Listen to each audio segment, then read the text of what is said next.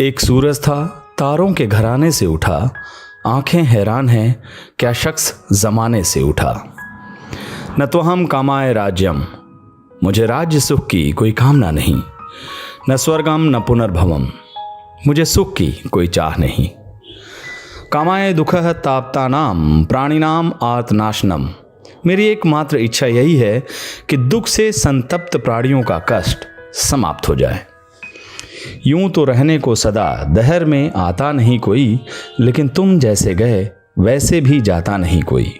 21 मई की तारीख थी वो, साल था 1991। तवारीख की उस तारीख को चंद दहशत गर्दों ने कभी न ख़त्म होने वाली दर्द की तारीख में तब्दील करके रख दिया। ज़मीं पे अमन और शांति के फूल खिलाने की कोशिश में वो लगे थे। शैतान बारूद और बम की फसल काटने पर उतारू थे। नफ़रत और हिंसा के क्रूर हाथों ने भले ही राजीव जी को हमसे जुदा कर दिया, लेकिन हमारे दिलों में वो आज भी जिंदा हैं। उनको शत शत नमन, शत शत श्रद्धांजलि उस हुतात्मा को जिसने अपने खुली आंखों से एक नए भारत का ख्वाब देखा था। सशक्त और समर्थ भारत, शांति सुकून की छांव तले इंसानियत, यही वो ख्वाब था जो राजीव जी ने अपने खुली आंखों से देखा था, पूरे देश और दुनिया को भी दिखाया था।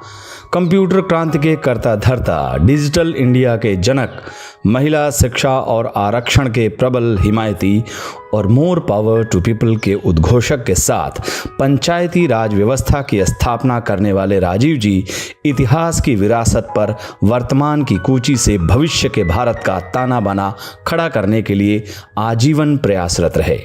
शुरुआती दौर में राजीव जी सियासी दांवपेच से दूर अपनी शांति और सुकून की जिंदगी जी रहे थे, लेकिन कठिन परिस्थितियों में कर्तव्य पथ पर चलने की जब बारी आई तो वो पीछे नहीं हटे। सत्ता और सियासत की कमान थामने के साथ वो आम लोगों की तकदीर और तस्वीर संवारने में जुट गए।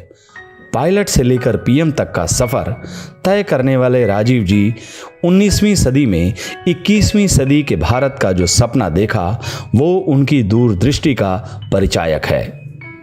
देश के अलगाववादी गुटों को शांति पथ पर लाने के साथ साथ उन्होंने श्रीलंका में अस्थायी शांति स्थापना के लिए ऐतिहासिक कदम उठाया था।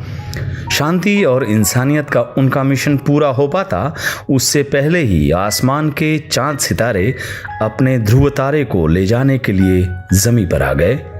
तिरंगे में लिपटकर मादरे हिंद का ये लाल जब अपने अंतिम सफर पर निकला तो उस रोज तिरंगा हवा से नहीं, मां भारती के इस सपूत की सांसों से लहराया था।